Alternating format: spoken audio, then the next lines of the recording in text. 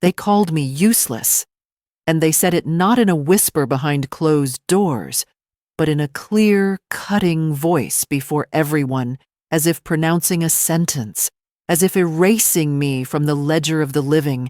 And even now, as I sit here at 70 years old in this modest apartment, with the kettle humming faintly in the kitchen, I can feel the sting of that word rising against me like a tide of cold air that seeps under the skin, because the wound of being dismissed is not made on the body but on the sense of self, and once it is carved there, it keeps echoing in every silence that follows. I remember the way the room went still, the pause after the insult, the rustling of papers, the averted eyes that refused to meet mine, and the weak, embarrassed chuckle from someone at the back who wanted to break the tension, but only sharpened it.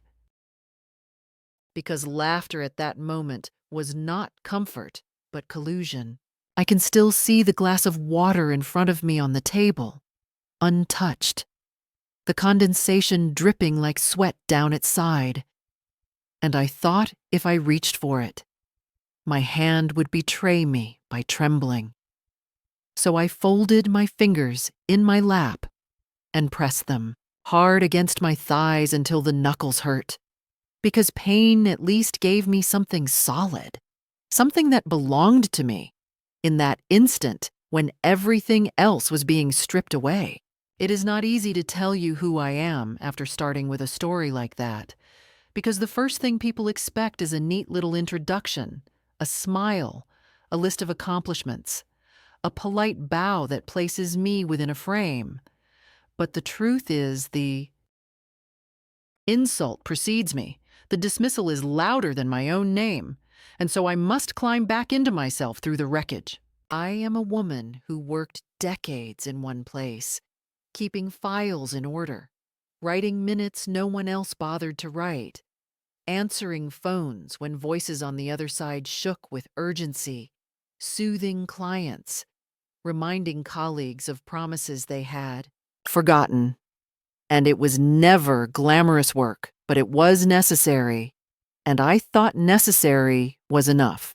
I believed in my quiet way that being reliable was a shield, that consistency would protect me from invisibility, that loyalty to a place and to people would eventually be reciprocated.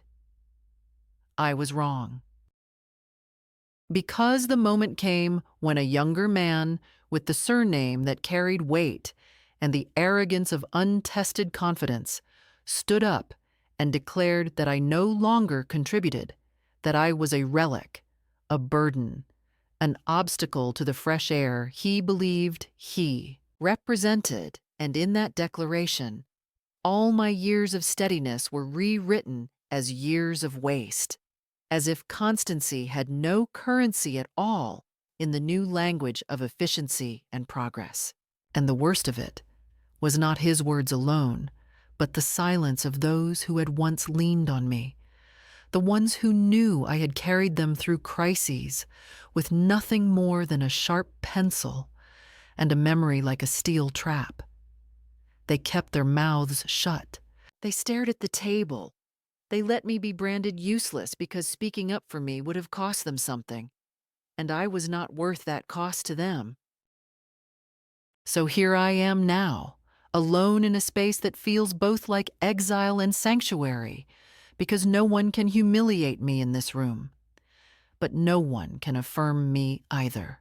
The curtains are thin, and when the wind presses them inward, I think of the air that moved in that conference room when he raised his voice against me, and I wonder how many times in my life I have been erased without noticing, how many times a polite smile or a joking remark actually meant I was already being pushed toward the margins. Sometimes I take down the old leather-bound notebook that still smells faintly of dust and ink, and I run my fingers over the indentations left by years of hurried writing, notes taken in meetings, reminders to myself, phone numbers scrawled in the margins.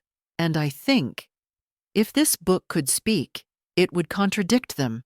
It would testify that I was not useless but indispensable, the quiet hinge on which the door kept turning. But the book does not speak, and people believe the loud voices in the room, not the silent record left behind. To begin my story here is to begin from the place of fracture, because I cannot pretend to you that I live in serenity, untouched by the contempt of others. I carry it. I carry the word useless like a scar across the chest, not visible to passers-by, but felt in every breath I take, because every breath reminds me I am still here despite their attempt to erase me. I live with that contradiction. To be told you are nothing, and to wake each morning still being something, still inhabiting a body that remembers work, still carrying skills that no one can take away, even if they refuse to recognize them. And in that contradiction lies the beginning of the path I must walk for you, because this story is not simply about pain, but about what comes after, about what a woman does when she has been named as nothing in the place where she gave her everything. They called me useless. I am not finished. My name is not silence, though they tried to make it so. My story does not end with their verdict, though they wanted it sealed. I am here speaking because if I do not place my words into the air, their words will be the last, and I cannot allow that. I am 70 now. I live alone. But my solitude is not emptiness. It is the ground from which I begin again, the soil in which I will plant what they could not foresee. And before I lead you deeper into what followed, into how I moved from that moment of humiliation into the choices that would alter the balance of power, I need you to sit with me in the weight of that first blow, the word that shattered, the silence that followed, the glass of water untouched, the hands pressed against my thighs, and the certainty, buried but not extinguished, that I was more than what they named me. They said it plainly, with the kind of confidence that only comes when someone believes they are untouchable. And though I had endured subtle slights before, that day marked the rupture that could not be undone, because it was not whispered gossip or a casual aside, but a declaration at a meeting where every eye was supposed to see the future of the company, and in that future, apparently, there was no place for me. The son, their son, the boy I had once guided through his first clumsy weeks when he arrived fresh out of school, stood there in his tailored jacket and with his practiced gestures. And he presented slides full of promises and strategies, speaking in the flat voice of someone who has memorized rather than understood. And then, as though it were just another bullet point, he announced that efficiency required cutting off what he called legacy practices. And when he glanced in my direction, the meaning became unmistakable, the air in the room thickening as people shifted in their seats and avoided looking directly at me. I knew in that instant that the polite veil had been torn away, that all the months of being left out of smaller discussions, of being excluded from certain group emails, of having my suggestions brushed aside with a smile, had been leading here, to this moment where I would be publicly labeled unnecessary, as if decades of service could be reduced to an obstacle in the way of someone else's ambition.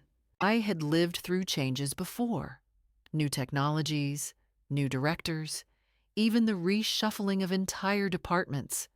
But always there was recognition that continuity mattered, that experience counted, that even as younger people brought speed and novelty, someone like me provided grounding and memory. But that morning, All those years seemed to evaporate as he clicked through his slides and spoke of modernization, of replacing the old with the new. His words carrying not only contempt, but also the thrill of performance, as if he wanted the sting of humiliation to be part of the show. His father, seated in the corner with his habitual air of superiority, nodded with approval, and his mother gave that thin smile women sometimes wear when they want to appear gracious, but are really complicit in cruelty. I watched them, these people who had known me for so long, and realized that they had not come to protect me. They had come to witness my erasure, to give legitimacy to their son's power by letting him cut someone down. What struck me most was not even his arrogance, but the collusion of silence around him.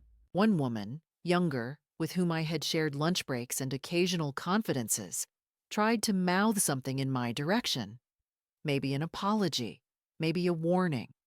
But her lips trembled, and she quickly looked away. Another colleague cleared his throat as though he might interrupt, then buried his nose in his notes.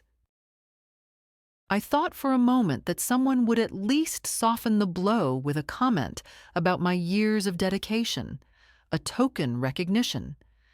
But no such words came, and so the insult landed unopposed, solid as a stone dropped into water, creating ripples that spread across the room, leaving me at the center of the disturbance with no one willing to dive in.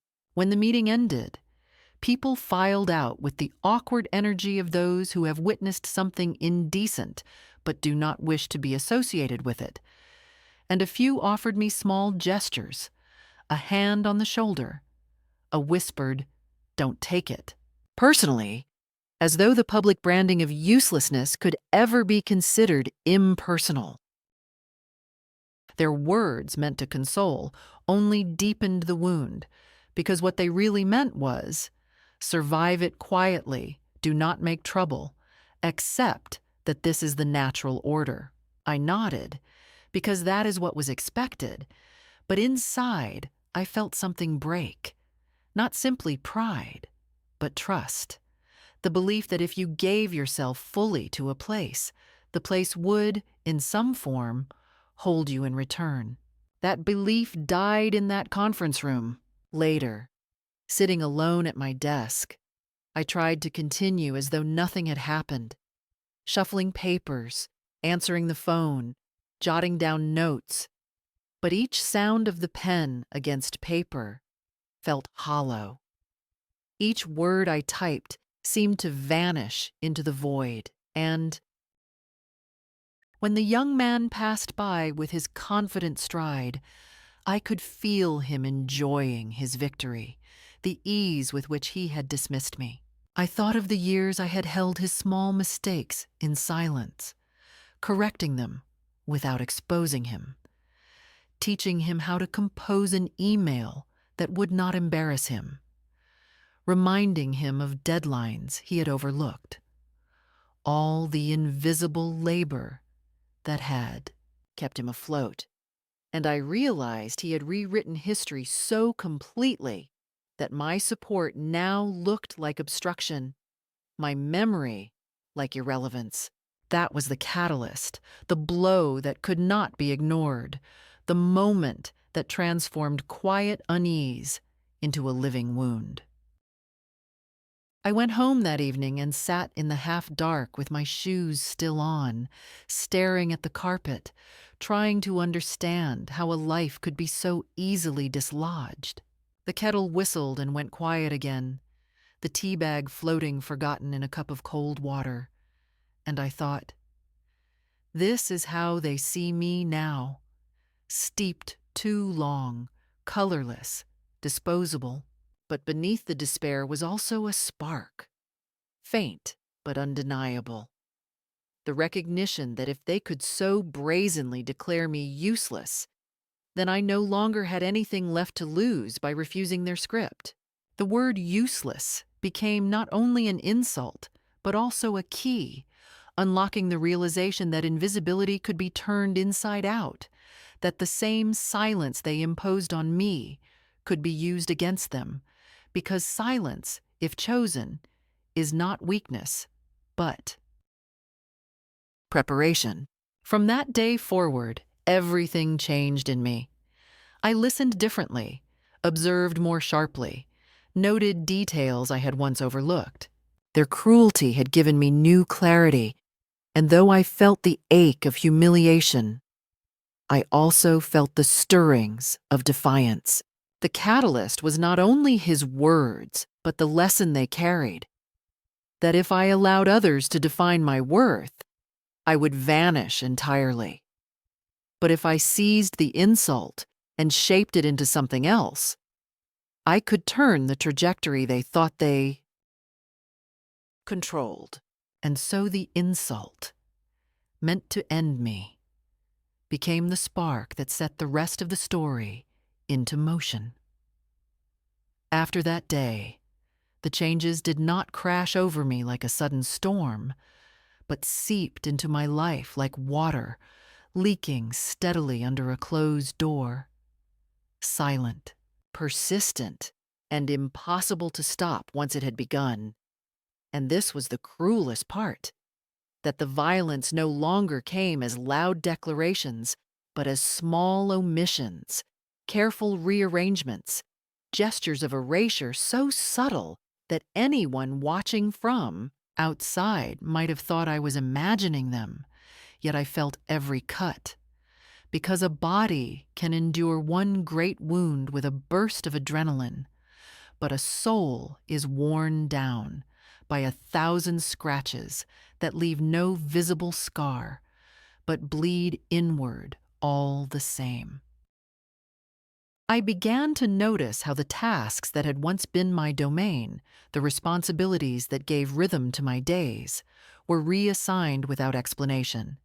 The reports I had drafted for years suddenly requested from someone else.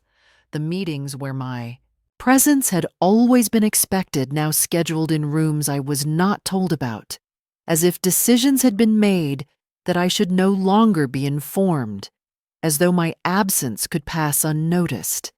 And perhaps that was the worst thought of all, that they had succeeded in convincing others that my presence was no longer necessary, that the woman who had once been the anchor of the place was now only ballast dragging behind the boat.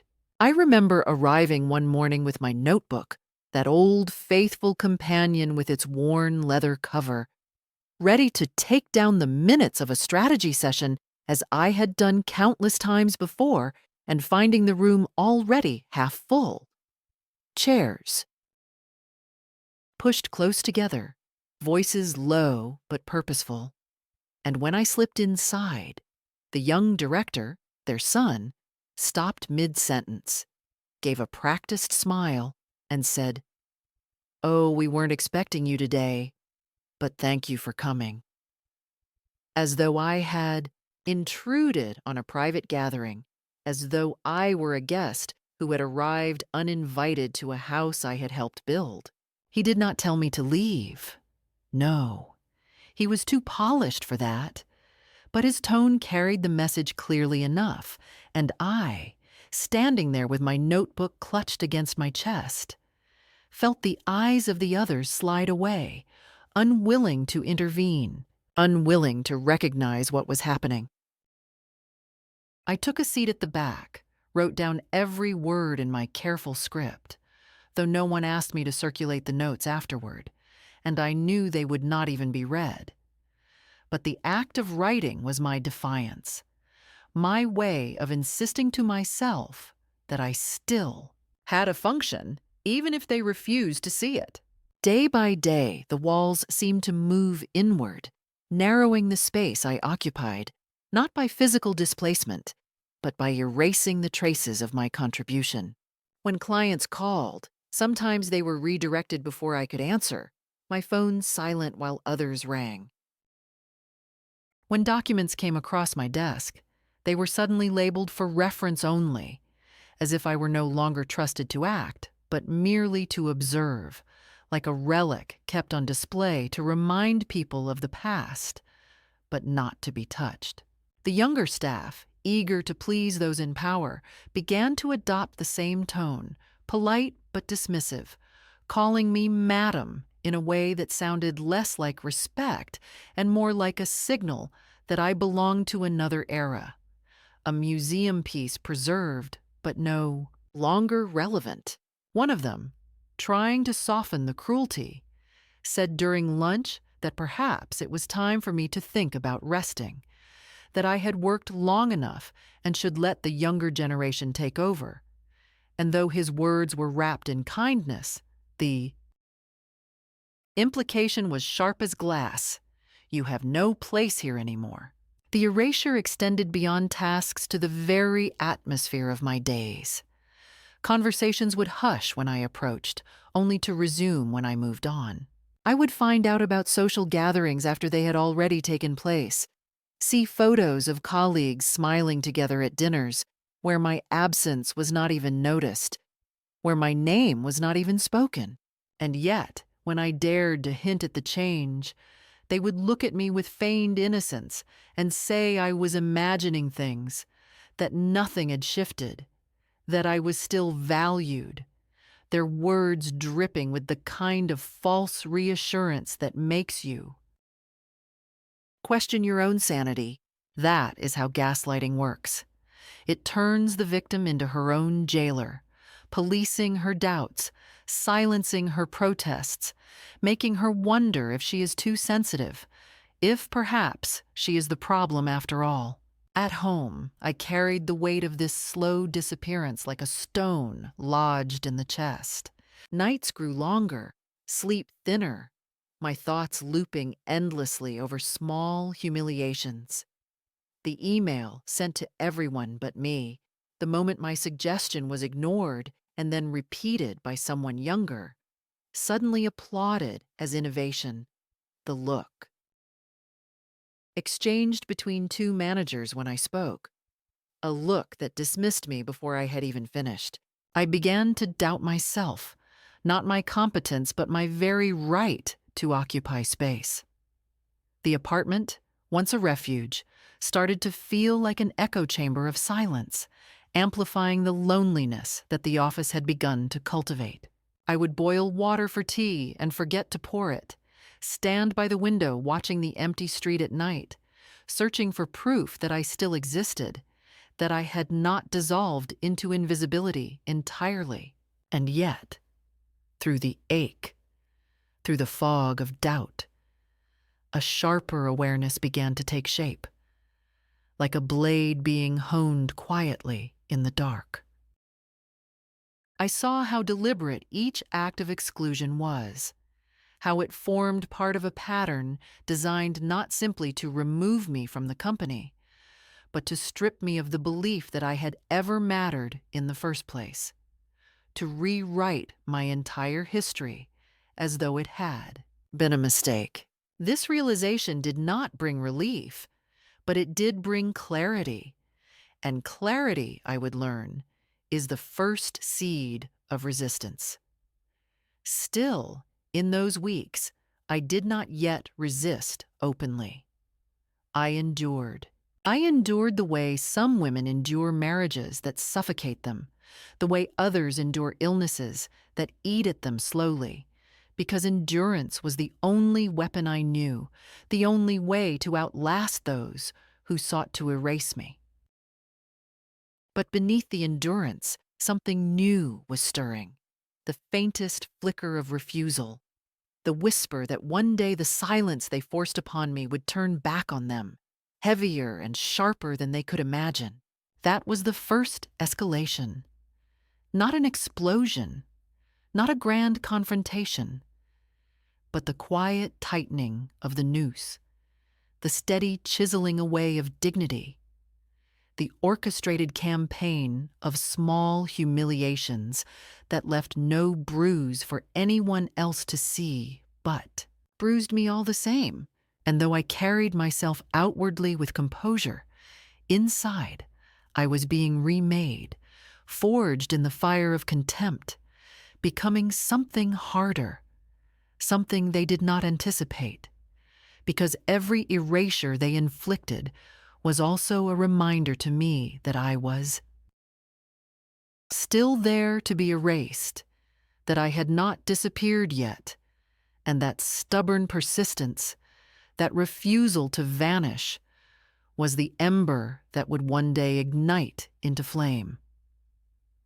I remember the morning when the shift began, though at first it felt like nothing more than another gray day folding into the others. The kind of morning where the tea grows cold before you notice, where the silence of the apartment clings to your clothes as you walk out the door. Yet somewhere inside me, something small and stubborn rose to the surface, and I decided that if they insisted on pushing me into the margins, then I would at least learn what power still remained in the edges. I went into the office not with the resignation that had weighed me down for weeks, but with a quiet, deliberate watchfulness, the kind of attention one develops when she knows that words alone will not protect her, that only evidence, observation, and the discipline of memory will stand against erasure. I began to notice things others overlooked, not because I suddenly became sharper, but because I had less to lose, and the fear that once blurred my vision gave way to clarity. The son, who strutted about with his endless presentations and half-digested management jargon, left trails of small errors behind him, memos without signatures, contracts filed without dates, invoices missing attachments, and where others skimmed past. These details, in their eagerness to please him, I took note. Not loudly, not with the arrogance of someone who thinks she has won, but quietly in my notebook, the same one they dismissed as outdated, the same notebook that had carried decades of meetings and promises. Each page became a ledger of truth, not truth as opinion, but truth as numbers, as dates, as signatures, the kind of truth that cannot be brushed away with a laugh. There was a moment, a particular afternoon, when I realized the balance had shifted. I was standing by the filing cabinets, arranging folders no one else cared about, when a supplier called, frustrated with delays caused by the young director's carelessness. He had ignored their emails, forgotten to sign an extension, and the contract was on the verge of collapse. I listened, calm, and I reassured them, not by defending him, but by promising that I would take note, that their grievance would not vanish into thin air. When I hung up, I did not march into his office to scold him. That would have been futile. But I wrote the entire exchange in my notebook, date, time, exact words, and as I closed the cover, I felt a steadiness in my chest that I had not felt since. Before the insult, it was not victory, not yet, but the first taste of agency returning, the awareness that their attempt to strip me of meaning had, paradoxically, given me a vantage point they could not see. At home that evening, I retrieved an old box from the top of the wardrobe, one I had not opened in years. Inside lay mementos of my working life. Old ID badges, a letter of appreciation from a former director long since retired, photographs of holiday gatherings where I still stood in the center, smiling without hesitation. I looked at those artifacts not with nostalgia, but with recognition, proof that my presence had once been acknowledged, that the narrative they tried to construct, that I had always been a burden, that my time had long passed, was a lie. The past was not a mistake. It was a foundation, and I was still standing on it. That night, I sharpened a pencil, bought years ago by my late husband, who always insisted I deserved proper tools, and I wrote in my notebook with renewed purpose. The act was small, almost laughably domestic. But to me, it felt like reclaiming a weapon, as if the scratch of graphite across paper could slice through the veil of invisibility they had wrapped around me. The shift was not in their behavior toward me. It remained dismissive, calculated, suffocating, but in the way I carried myself within it. When they excluded me from meetings, I no longer felt erased but informed, because exclusion itself is data. It tells you what they fear you will see. When they reassigned tasks without explanation, I studied the hands they placed them in and noted every falter, every oversight, every delay that would ripple outward. I became the witness no one asked for, but the witness who mattered most, because power often belongs not to the one who speaks, but to the one who remembers. It was around this time that one of the younger staff, a woman barely out of university, approached me in the hallway with a hesitant smile. She lowered her voice and said, "I don't understand why they treat you this way. You know more than all of us combined." And though she meant it kindly, the words revealed something deeper. That even those who had grown up in the culture of efficiency could still see the cracks, still recognize the absurdity of discarding knowledge simply because it came wrapped in wrinkles and slower steps. I did not cling to her as an ally. That would have been dangerous for her and disappointing for me. But her words confirmed what I already sensed, that invisibility was never complete, that someone always notices the shadow even when others deny it. What began in despair had shifted into resolve. I no longer measured my days by the recognition I received, but by the precision of the record I kept, the quiet accumulation of facts that no one could erase. And with each note, each entry, each observation, I felt my sense of self returning, not because they granted it back to me, but because I seized it with my own hand. I was not waiting for justice anymore. I was preparing for it, preparing for the moment when silence would break, when the ledger of truth would weigh heavier than the theater of power. That was the midpoint, the hinge on which everything turned.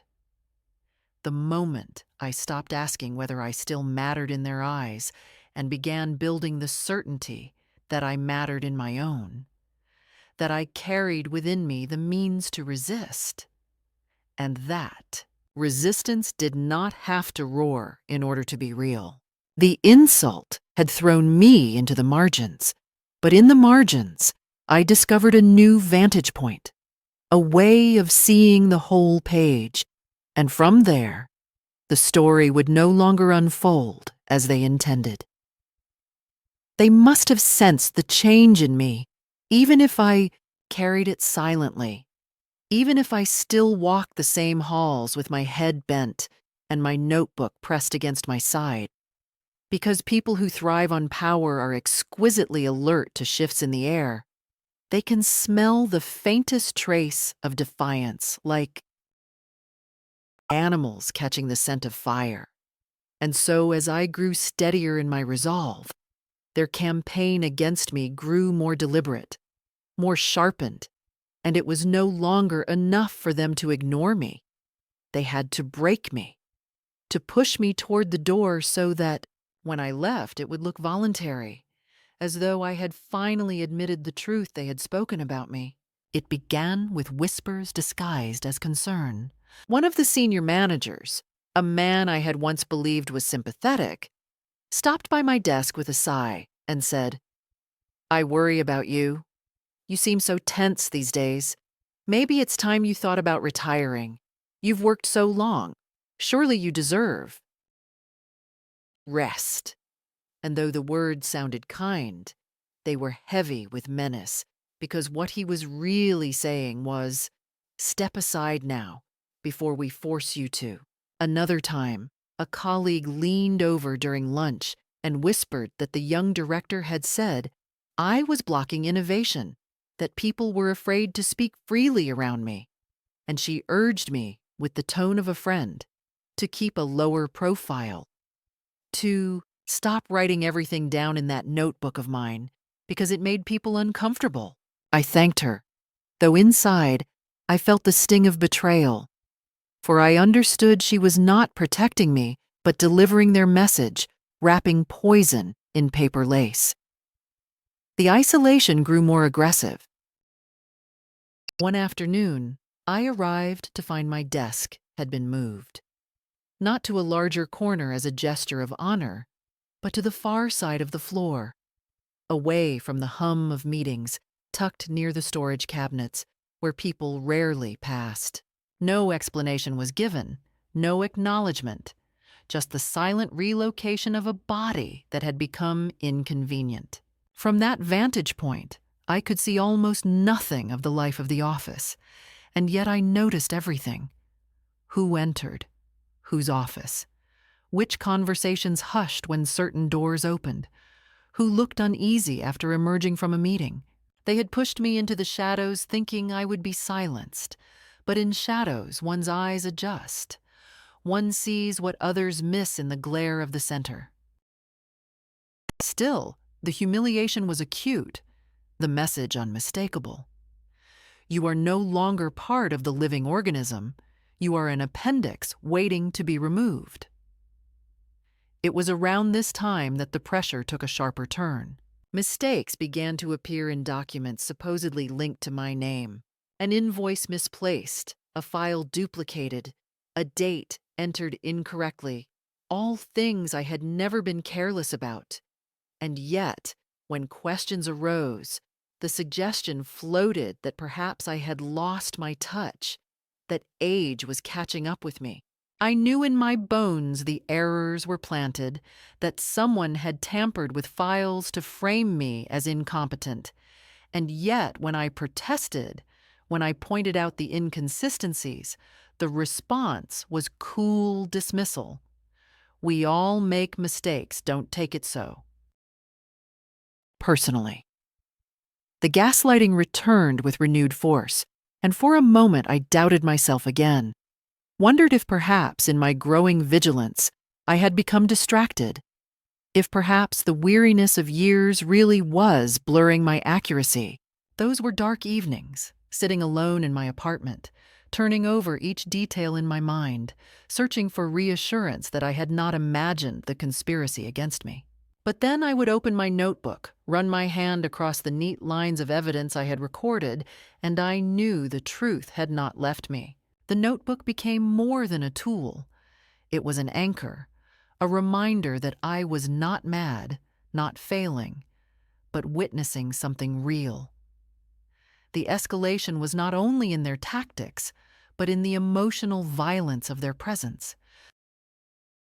The young director, emboldened by his parents' backing, began to taunt me in subtle ways, asking loudly in meetings whether I could keep up with the pace, whether I understood the new systems, whether I needed extra help.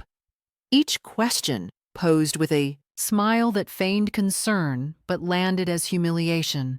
His words invited the others to laugh, not with cruelty perhaps, but with the nervous eagerness of those who align themselves with power. I felt their laughter pierce me, but I also watched how his arrogance overreached, how his confidence blinded him to the fact that every joke at my expense also revealed his insecurity, his need to diminish others to feel tall. And I wrote it all down. One of the most bitter moments came when a woman I had trusted for years, someone with whom I had shared private confidences and cups of tea in the break room, stood up in a meeting and supported a claim that I had failed to follow protocol on a contract. I sat frozen as she spoke, hearing the betrayal in her voice, understanding that she had chosen survival over loyalty, that aligning with the new order mattered more to her than standing beside me. Later, she passed by my desk and murmured, "I'm sorry. You know how it is." and I wanted to scream that no, I did not know how it was, that betrayal was not inevitable, that silence would have been kinder than her active participation. But the words stuck in my throat. Betrayal is not loud. It is quiet. It comes from those you thought would never turn, and it wounds deeper than the insults of an enemy. That night, I wept, not because of what the director had done, but because of what she had chosen. As the pressure built, I felt the weight pressing on my chest like a hand, but instead of crushing me, it hardened something within me. I realized that endurance alone would not be enough, that the game had shifted into open warfare, and that if I did not prepare, they would eventually succeed in erasing me, framing me, driving me out. And so I doubled my efforts. I copied documents, secured dates, kept parallel records at home. I became meticulous, not out of fear, but out of strategy, because the day was coming when the truth would need to speak louder than their theater. The more they tried to silence me, the more detailed my ledger grew. And though it exhausted me, though sleep came only in fractured hours, the act of gathering proof gave me a sense of strength, a sense that I was no longer merely a victim, but a quiet adversary sharpening her blade in the dark. Still, there were moments when the weight nearly broke me. One evening, after another day of slights and accusations, I returned home, sat at the kitchen table with the lamp casting a small circle of light, and stared at my reflection in the darkened window. I asked myself whether it was worth it, whether it might be easier to surrender, to let them win, to slip quietly into retirement and let the world believe their story. I even closed my notebook for a day, placing it in the drawer as though I could seal away the part of myself that refused to be erased. But the silence of that night was unbearable, the absence of writing more painful than the writing itself. And by the next morning, I retrieved the notebook, opened it with trembling hands, and felt the weight of its pages anchor me again. That was when I understood. They could break my body. They could smear my name. They could laugh me into the shadows. But they could not take from me the record of truth I carried, and that truth, if I held on to it, would eventually become the weapon they could not anticipate. So the escalation did not destroy me. It carved me. It cut away illusions. It forced me to see clearly who stood beside me and who stood against me. It tested my resolve until it was no longer fragile but solid, no longer a flicker but a flame. And though I walked each day under the pressure of their campaign, outwardly subdued, inwardly I was gathering strength, preparing for the confrontation that was coming, the inevitable clash where their lies and my truth would meet. And in that meeting, one of us would not survive unchanged. They thought they were grinding me down, but they were forging me instead. And the day would come when they would see the result of their own cruelty reflected back at them, sharper than they could imagine. I had not planned the day when it would happen, not in the sense of drawing circles around dates on calendars or whispering to myself that this would be the moment, but deep inside, the accumulation of months, the slow gathering of facts, the quiet filling of pages in my notebook had created a weight so heavy that eventually it demanded release. And the release came in the form of action that could not be undone, action that would shift the balance of everything between us. The opportunity arrived almost casually, as though fate had grown tired of waiting and decided to set the stage. A board meeting scheduled with the owners and senior figures, A meeting where the young director, so proud of his rehearsed speeches and empty slides, was to present his grand vision for the next fiscal year. I knew from the murmurs in the hallways and the anxious shuffle of colleagues that he had already stumbled, that contracts were fraying, that suppliers were threatening to walk away, that numbers did not add up. And yet he pressed forward with his theater, believing confidence alone would mask the cracks.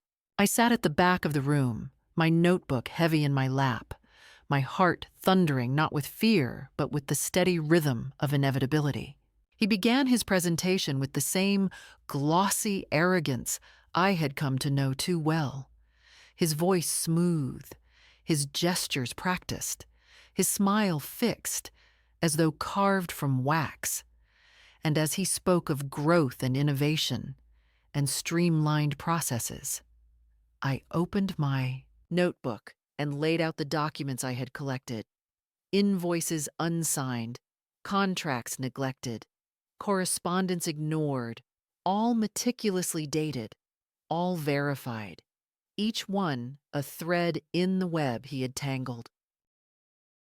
For weeks I had debated with myself whether I could do it, whether I could bear the exposure, the confrontation, the sudden eruption of all the silence I had endured, and every time I told myself it was too dangerous, that I would be crushed, that the power of his name and his parents' backing would smother my voice. But on that morning, as he clicked to the next slide and the numbers glowed false on the screen, something inside me rose with a clarity I cannot fully describe. A knowledge that if I did not act now, the word useless would become permanent ink across the story of my life. I waited until the chair of the meeting asked if there were any questions, and then, before the silence could close again, I stood. My knees trembled, but my voice did not, for I had rehearsed the words silently each night as I lay awake staring at the ceiling. I said, with measured calm, that there were discrepancies in the figures and that I had documentation to support what I was saying.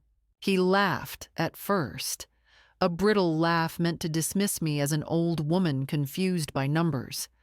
But then I placed the first document on the table, then another, each one a stone building into a wall, and the laughter caught in his throat. The room grew still. Eyes that had avoided mine for months now fixed on the papers with a mixture of shock and hunger. For truth, once revealed, has a strange way of feeding people who had long starved themselves on lies. His father shifted uncomfortably in his chair.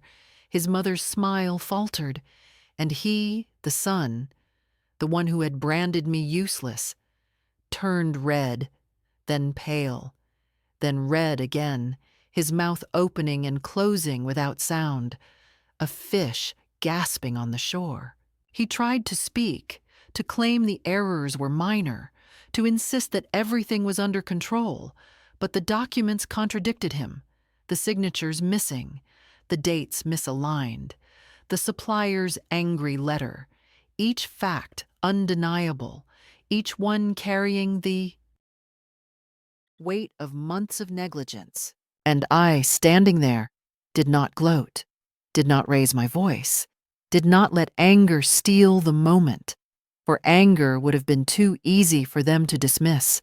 I spoke with calm precision, each word deliberate, as though I were reciting the minutes of a meeting. And in a way, I was.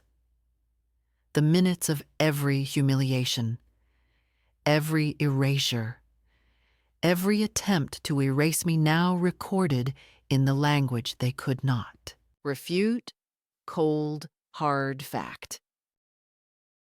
When the chair asked for a recess, the silence that followed was thick with recognition. The young director had failed, and worse, he had been exposed by the very person he had tried to erase. In that moment, something irreversible happened. They could not put the genie back into the bottle, could not undo the documents I had laid bare, could not erase the truth with laughter or smiles. The board spoke quietly among themselves, and when they returned, their words were firm. The young director would be asked to step down immediately, his position untenable, his failures too costly to ignore. He looked at me then, his eyes full of hatred and disbelief, as though I had committed treason, as though I had stolen something that belonged to him. But I held his gaze without flinching, and in that gaze I gave him back his own word, the word he had thrown at me months before. Useless. But now it clung to him, not to me. I gathered my notebook, closed it gently, and sat down. My hands shook afterward. Yes, the tremor of adrenaline coursing through an old body unused to battle, but my voice had not faltered, and that mattered more than anything. I had done what I feared most. I had stood. I had spoken. I had refused to let their narrative be the last word. And though the air in the room was heavy, though I knew repercussions would ripple outward, I also knew the act could not be undone. The truth could not be silenced. The balance had shifted forever. The woman they had called useless had become the one who fired their son, not through vengeance, not through cruelty, but through the simplest act of all, telling the truth when everyone else chose to remain silent. That was the climax, the moment the story broke open. And I will carry it with me, not as triumph, but as proof that silence has limits, that even a woman erased can find the voice to rewrite the ending. They thought I would wither in the margins, but I wrote myself back into the center. And in that act, my life became mine again. When it was over, when the papers had been collected and the voices in the boardroom had settled into the low murmur of aftermath, I walked out not with the stride of a conqueror, but with the slow, careful steps of someone who has carried a heavy weight for too long and finally set it down. And though my body trembled with exhaustion, my spirit felt strangely light, as though the air around me had shifted, no longer pressing against my chest, but flowing freely. And I realized that the act of reclaiming one's dignity is not a thunderclap, but a quiet opening, a door pushed ajar that lets in light where there was only shadow. That evening, alone in my apartment, I brewed a cup of tea, and this time, I drank it while it was still hot, savoring the warmth that spread through me. Not because victory tastes sweet, but because clarity tastes clean, and I had finally rinsed away the residue of their contempt. The young director was gone, dismissed not by my anger but by his own negligence laid bare, and his parents, who had once looked at me as though I were a relic, avoided my eyes in the hallways, their silence now heavy with acknowledgement. I did not rejoice in their discomfort. I did not need to. For the first time in many months, I felt no urge to prove, no compulsion to defend, only the stillness of knowing that I had acted when it mattered and that nothing they could say would undo it. The word useless, once seared into my skin like a brand, no longer burned. It had become hollow, stripped of power, a husk of a word that clattered to the ground and stayed there. I was not useless, and I had never been. What they had tried to erase had only been waiting, patient, until I chose to speak. In the days that followed, people approached me quietly, some offering praise, others apologies, a few pretending they had always been on my side. And though part of me wanted to expose their cowardice, I found I had no taste for it anymore. I did not need their recognition to know who I was. I had looked into the darkest silence and found my own voice there. That was enough. I continued my work for a time, but I carried myself differently, not hunched under the gaze of those who sought to diminish me, but upright, steady, aware that I owed no one the apology of existence. When I finally chose to leave, it was on my own terms, not forced, not ashamed, but calm, walking away with my notebook in hand, a ledger no longer of grievances but of endurance, of survival, of truth. Now, sitting here in the quiet of my home, I understand that resolution is not triumph in the way young people imagine it, with banners and applause, but a gentler thing, a deep breath taken after years of holding it in, the soft unclenching of the hand that is gripped too tightly. My life is simple now, my days slower, and yet they are mine, unclaimed by anyone else's judgment. I still write in my notebook, not because I expect to confront another boardroom, but because writing is how I remind myself I exist, how I keep my presence steady in a world that is too quick to forget women like me. Each word on the page is a thread weaving me back into visibility, a promise to myself that I will not disappear quietly. If I could say something to another woman, perhaps sitting now in her kitchen with the insult of uselessness still echoing in her ears, I would say this: do not believe them when they tell you that your years make you a burden. Do not let their silence convince you that you are invisible. Do not accept their rewriting of your story. Keep your record in notebooks or in memory, in small acts of persistence, because the truth you hold is heavier than the lies they spread, and one day it will matter. Even if you never stand in a boardroom, even if you never lay the papers on the table, the act of remembering yourself is already defiance, already resistance, already a reclamation of power. I am 70 now. I live alone, and the nights can be long. But they are not empty, because I know I have already done the hardest thing. I have spoken when they wanted silence. I have stood when they wanted me erased. I have reclaimed my name. And so when I close my notebook at night and place it on the table, I do so not with sorrow, but with peace, knowing that my story is written, that it will not be taken from me, and that whatever word they once threw at me has no hold anymore. I am not useless. I am here. I remain. And that, in the end, is enough.